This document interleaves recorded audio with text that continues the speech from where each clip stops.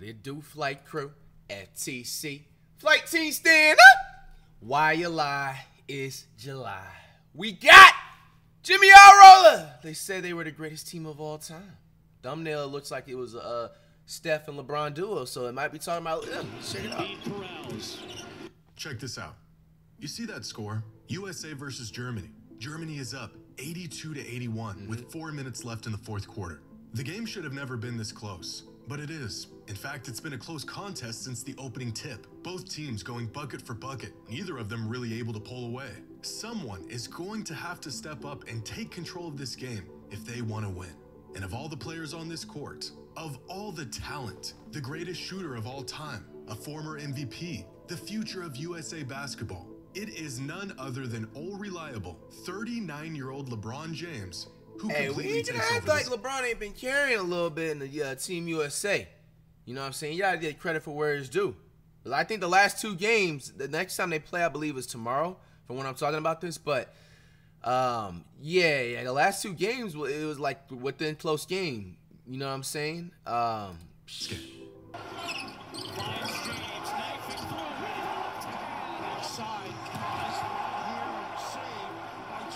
Trying to take over. Inside. Trying to answer the tie-in. James another rebound. To do so this coming weekend. Oops. No. James another board and a foul, which will send him to the line. Look at this bench reacts. LeBron James open for three. LeBron James bodying inside his stars. He's a man. Whether does he take over? You have a right to do. With the game on the line and 4 minutes left in the fourth, LeBron turned back the clock and completely put Team USA on his back, scoring their final 11 points and single-handedly outscoring Germany. The Young Bucks are loving it. These performances should have came to an end years ago. And yet here we are, 22 years in, and the old geezer still got it. Bro said geezer? Wait a minute. This is the best basketball team on the planet. Some have even called this roster the best team of all time. But if that's Bro, the I case, said that. Yo, you know how they have like those article credits? It needs to be like, you know what I'm saying? Because obviously this is High Roller doing this, but it's like whoever article this came from right here, this needs to be credits to Flight Reacts. I was the first one to literally say that this team is better than the '92 Dream Team, in which they are by a whole mile and but 3, if that's maybe the 5 case, miles. Then why out of all of these players does it take a 39-year-old LeBron going ballistic in the final minutes to win a game by single digits? Their previous game against South Sudan was a similar story, with the go-ahead basket by LeBron being the only thing separating the US from a loss. A couple months back, when this team was first announced, they were immediately hailed as one of, if not the greatest team ever assembled. However, through 5 exhibition games, 3 of which were won by 6 points or less, the title of greatest team ever seems to have been given out a bit prematurely. Is this team truly the best team we've ever seen? On paper, they have all the credentials to fit the bill, but on the court, they aren't nearly as dominant as some teams from the past.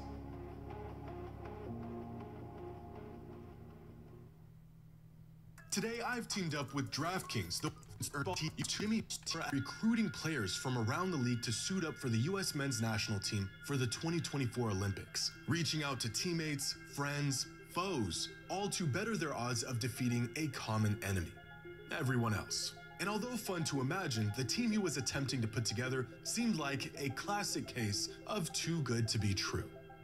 Except it actually happened. A 12-man roster that some are saying is the greatest basketball team of all time.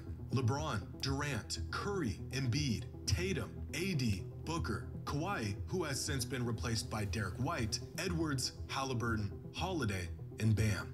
One of the most loaded teams in the history of basketball. And yet, 5 crazy thing is, like I said, they even limited to how much more loaded, it sounds crazy, that team could be. You know what I'm saying? With like they could have had, like I said, Kyrie, Ja, Dame Dollar in here. You know what I'm saying? A few other NBA players I'm probably missing out on. And KD hasn't even been playing on top of that. Into this year's Summer Olympics, and this team has just barely escaped with a win on multiple occasions. Nowhere near some of the colossal blowouts we have seen Team USA put down in the past. Which begs the question, is this actually the greatest team of all time? Greater than the 1992 Dream Team, a group of players that won games by a record-shattering margin and took basketball to a global scale. Wait, what was a record-shattering margin you just saying? Are they greater I hope than he the does like Redeem these stat Team, comparisons or even and the sheets. U.S. Olympic team in 2012, led by Kobe and a prime LeBron and Durant? Well, it all depends on how you want to define greatness. Are we talking about a team with the best collection of talent, or is greatness defined by how good they are as a collective unit? And since the 2024 U.S. Men's Olympic team has yet to play a single non-exhibition game together, I assume we are referring to option number 1. In terms of major career accomplishments, such as MVPs, championships, All-NBA teams, the key milestones that we use to measure how great individual players are, here is how the 2024 U.S. Men's Olympic roster stacks up against some of the greatest teams of the past. Now, it's important to note that I only took into consideration the accolades these players earned leading up to the time of the Olympics. So, for example, although Michael Jordan won 6 titles and 5 MVPs by the end of his career, I only included the 2 titles and 3 MVPs he won heading into the '92 Olympics. This is only fair since players on the 2024 roster have yet to finish their careers and still have time to pile up more accolades. So this is a snapshot of how accomplished these teams were at the time of their formation. Trying to wait for him to finish talking before I was gonna pause and look at these sheets. I mean, all right. So let's just start here on the column with the championships. It always starts with like one of the biggest mainstream arguments, like most people like of today would make it just anything about basketball and a basketball player being better than somebody else or a specific team being better than somebody else. They always boil it down to championships. Me, I always disagree with it. You know what I'm saying? I've always said that I'd rather be a player that averages 25, 30 plus points per game and damn near win 15 games in a season than motherfucking win, 60 plus games a season, then win a championship, but only average 10, 15 points. Why? Because no one's not going to remember you later down on the line. And you're just not going to have there's no impact that you made rather than just, you just provided a little role to just get a championship. But that's just my, perspective when it comes to trying to compare stuff about championships only. All right. Now, if you want to just boil it down to just championships, what I said about 2024 Team USA is facts. That they are better than every other Team USA that was ever formed. Because look, they have 14. Everybody else combined on the team. The 2012 one had 6. The 2008 one, it was only a 5, which is actually crazy because if you're gonna actually, if the people that always talked about championships, like you have to, like win this and that, to be categorized as a better player or whatever. You're going to sit up here and tell me this 08 team, hypothetically, I'm not saying this. I'm saying this for the people that like the championship type of narrative. You're going to say technically that the 08 team was like the worst Team USA team to ever be formed? Absolutely the fuck not. You know what I'm saying? Because here in his pictures, you still have a prime LeBron James at this point of his NBA career. He was honestly prime since he got into the NBA in his rookie season. But if you're talking about, like even right here, like this is just like pure like prime right here. You have LeBron, you have Jason Kidd prime, you have Michael Redd. What you know about Michael Redd? You have Carlos Boozer, CP3. I think that's Dwight, right? You have Wade, Tayshaun Prince, Chris Bosh, prime Kobe Bryant, prime Carmelo Anthony, prime Darren Williams. Like, you know what I'm saying? Like, this team, like, alone, you know what I'm saying? Like, still, to this day, would go undefeated, in my opinion, and everything. So, like, you can't ever, that's what I'm saying. This is, like, the perfect opportunity why I feel like this is, like, the right narrative that you guys have to end the conversations talking about championships only make a difference. Because a lot of people were saying that when I was making my top 100 players, NBA players of all time. You know what I'm saying? And just like from the other top 100 lists that we reacted to, they always want to talk about championship. Oh, this player has this and that. Like, come on now, And it is crazy. This team. Oh yeah, well, Iverson. What? Yeah, Iverson was like the Pistons at that given point. Wait, he didn't play. Iverson was on the Team USA though. Where was the 04? Wasn't there an 04 Team USA team? There's the other Team USA I'm missing out on, or maybe those are like considered like practice Team USA's. But regardless, this Team USA definitely needed AI though, because he was still with the Nuggets right around this time. And then you had the '96 Team USA team. You know what I'm saying? Like once again, you can't boil it straight down to championship. So you have the Finals MVPs and you have the MVP. and you know, all that types of stuff. And when ranked against the most accomplished teams, you could make an argument that this 2024 team is the greatest of all time, just slightly edging out the U.S. men's team in 1992 and in 96. Oddly enough, the 96 U.S. men's Olympic team was more accomplished at the time of their formation than the 92 Dream Team was. But overall, this year's team is arguably the greatest team in terms of their basketball resumes. But that might be due to the fact that this year's U.S. Olympic team is old. By the 92 Olympics, Larry Bird had already played his last NBA season. His back was completely toast, and he was the oldest player on the team by a considerable margin. Really? He was 35, which means right now, Stephen Curry is older than Bird was during the 92 Olympics. In fact, Devin Booker has already been in the league longer than most of the players on that night. I will be fair and give also another, you know what I'm saying, certain type of debate into these opinions and stuff like that. Up until like the early 2000s, when technology and different training type of methods got better, because he just said, you know, Larry Bird, he was 35 and stuff at that time playing on the Team USA team, which, and for a man age, that's necessarily not really old like that. I feel like old is really when it's like 40. Once you tap into like 40, I feel like that's, and even though that's still not really old, that's just like, you know what I'm saying, okay, like that's like the tier 1 of old, or a bottom low tier, if it makes sense of being old. But I will kind of defend the fact, because we all know that Larry Bird is a, regardless, top 15 player of all time, Hall of Famer, dominant, one of the best small forwards of all time. Bro, I will say if Larry Bird played anything beyond like the 2008 era and up, he would have had lasted longer, similar to at least, you know what I'm saying, LeBron James, even like Kevin Durant too. Kevin Durant obviously hasn't played yet in this Team USA given fact yet so far this year, but he would, like Kevin Durant, they're around the same age and shit, right? So it's just like, you know, a lot of the players even too for the 92 Dream Team, they would have even had a lasting longer longevity because the technology would have been a lot better and everything like that. So there is a little bit of leeway, you know what I'm saying, to, you know, give. But I still stand on what I said with the 2024 team being a little, you know, not even a little bit, but way better, you know what I'm saying, than every other Team USA, because it's just like the amount of players and the much more talent there is. And even like the players that, you know what I'm saying, that I feel like shouldn't be on the team, you know what I'm saying, and still making an impact and stuff. 1992 Dream Team. So although this 2024 team has the advantage of experience and longevity, the team in 92 got many of their players during the peak of their careers. So what if instead of accolades and accomplishments, we looked at how good these players were individually at the time of the team's formation? Here is a chart of the 2024 U.S. men's Olympic basketball roster and their production and efficiency from this past season, with box plus minus on the y-axis and win shares per 48 on the x-axis. Now, a few things jump out here. Tyrese Halliburton has been considered one of the weaker links on this roster, but he was actually one of the better players on this team throughout the regular season. LeBron James is really old and still really good. Yo, High Roller's flaming LeBron. Yo, that if it weren't for a season-ending injury this past year, the man might be a back-to-back MVP right now. And now, for some context, here is the 2012 U.S. Olympic team and their advanced numbers in the season leading up to the Olympics. LeBron was the best player on this team, followed by Chris Paul and Kevin Durant. They also had a veteran Kobe Bryant and Olympic Melo. And statistically, you can make an argument that the individual players on this team were better than the players on the 2024 team.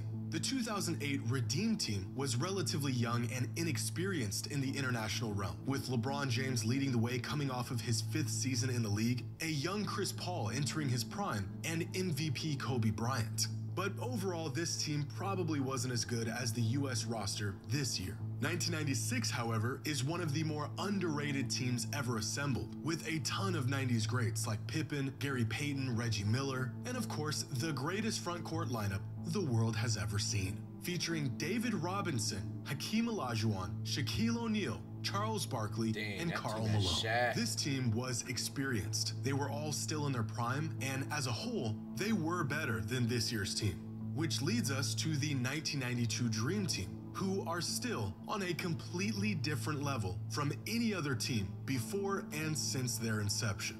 Because here's Michael Jordan, Here's David Robinson, Magic Johnson, Drexler, Stockton, Barkley, and the rest of the team. Damn. And now we have a better picture of just how good this 92 Dream Team was.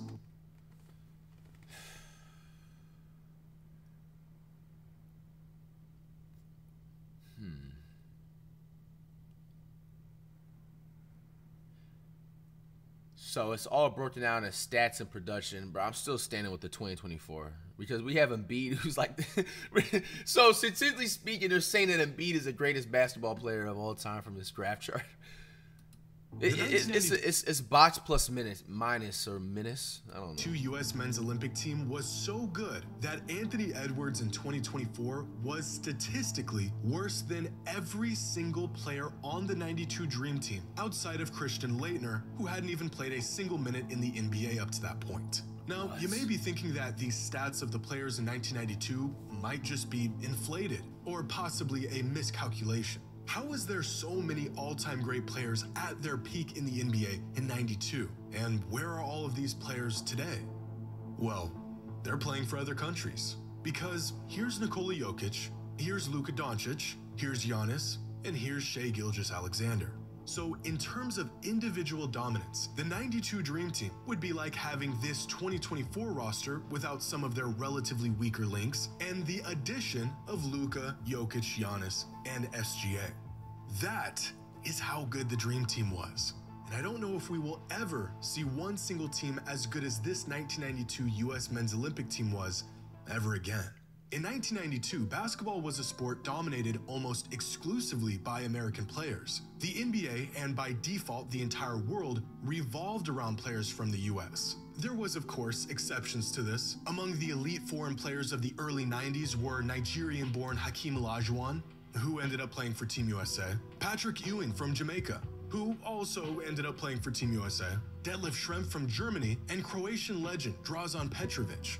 But that was about it. The NBA had yet to really pursue basketball on a global scale. The two international teams that were eventually added to the league wouldn't make their debut until 1995. 95% of all NBA prospects were American-born or attending U.S. universities. Damn. Now thinking about it, do you think that the NBA like is gonna even expand in the future within like the next 10 years and have like teams like in Mexico or like Brazil or something like that, and they'll be a part of like the NBA as like technology gets a little bit better and stuff like that?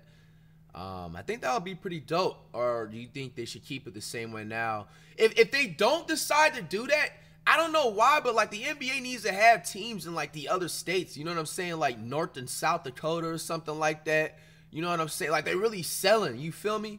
In like Iowa or some shit, or like motherfucking Mississippi, like they gotta like add teams like in those states at least. So bring back the Seattle Sonics. FIBA World Cup.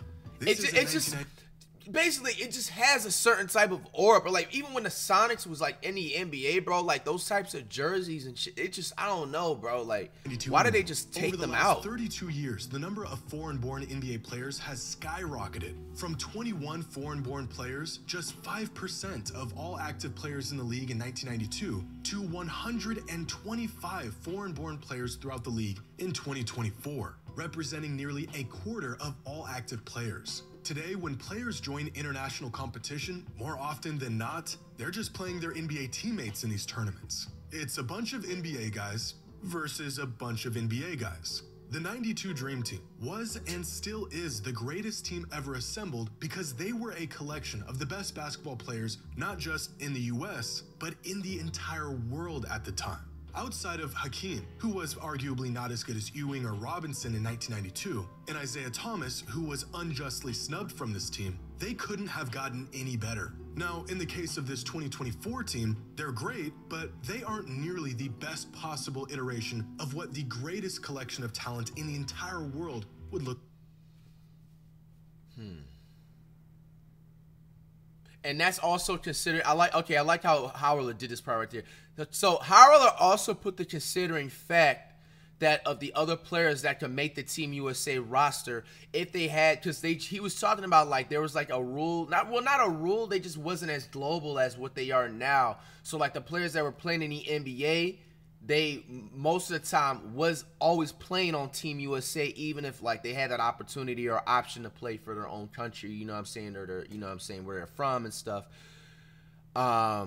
Yo, that's crazy if you look at it. So, bro, Doncic, Jokic, Okonkwo, SGA, Brunson, Kawhi. Whoa, wait, Kawhi's from the U.S. though, but he obviously didn't play, so it's excluding him. What Brunson? Where is he originally?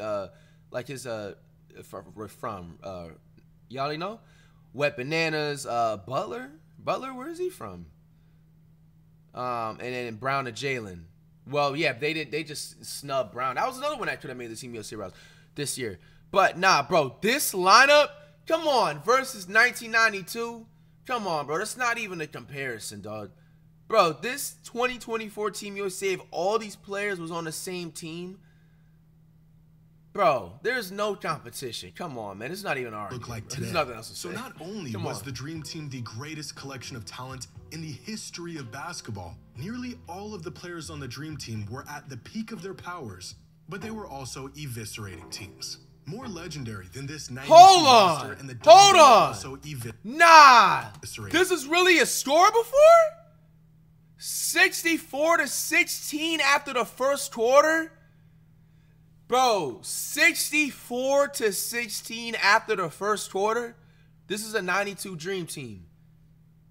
Bro, I thought this was the final. Bro, 64-16? Bro, how the hell do you almost score 100 points in the first quarter? Teams. More legendary than this 92 roster and the dominance of their individual players, the Dream Team was crushing their opponents. In Game 1 of group play, the Dream Team scored 116 points while holding their opponent to just 48. I mean, we've seen that NBA score before. That's nothing new. In the semifinals, the Dream Team beat a really good Lithuania team by 51 points. 127-76. I mean, like, yeah, they blowouts, but it's just like, also the talent has gotten better, like everywhere, even global too. You know what I'm saying? So, bro, I mean, we've seen these types of scores in the NBA in regular season. If you want to know just how outmatched these countries were, look no further than the guy who just threw in the towel and just started snapping pictures of the Dream Team while the game was still going on. No way. And in the gold medal game against a loaded Croatia team featuring 6 NBA players, the Dream Team won by 33 points.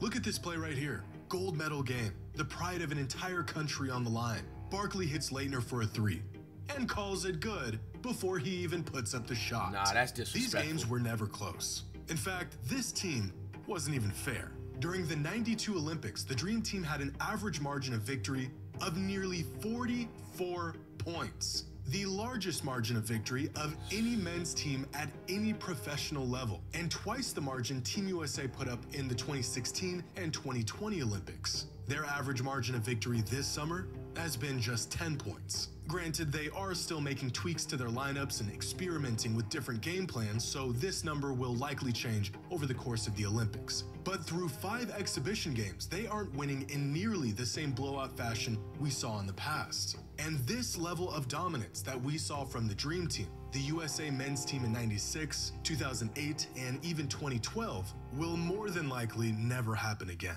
In 1992, excluding the US team, the 11 teams that played in the Olympic basketball tournament featured 18 players that were active in the NBA or were in the NBA at one point in their career. In this year's Summer Olympics, the 11 countries outside of the US that are playing in the tournament feature 68 active or former NBA players. Wow. Now, this is an oversimplified way of looking at the caliber of these teams, because as we've seen before, having the most NBA talent on your roster does not guarantee success, but it does show just how much the world has caught up with the US in basketball. The once massive chasm that separated USA basketball from the rest of the world has been shrinking for over the last decade or so, and is now at a point where many countries can truly contend for a gold medal.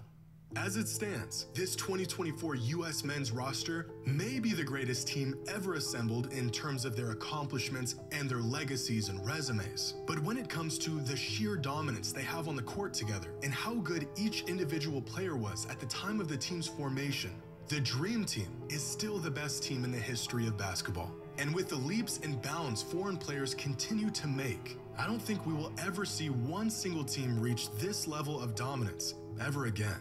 a team that still remains the gold standard. Sheesh. Hey man, very, very interesting video right there, High Roller. There was a lot of like controversial like topics and debate, you know what I'm saying, about the Team USA in the Olympics, bro. It's crazy kind of winding it down, you know what I'm saying, how shit reality strikes in. But I mean, okay, 2024 Team USA versus the 92 Dream Team, bro. It'll be a close-ass game. It wouldn't be a blowout, but 2024 Team USA team is winning, bro. Like, I'm just still standing on everything that I said.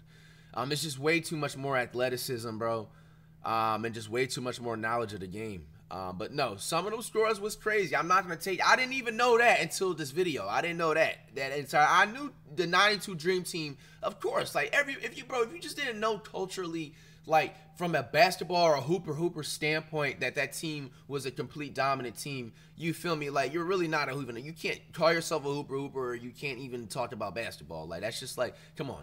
But I didn't know that them scores was looking like that. That was actually a little bit crazy. You know, comparing to even like now's time period of 2024, you know, Olympic Team USA. But with the given fact, you know, everywhere nationally basketball, the entire game has evolved. There's just talent everywhere, you know. So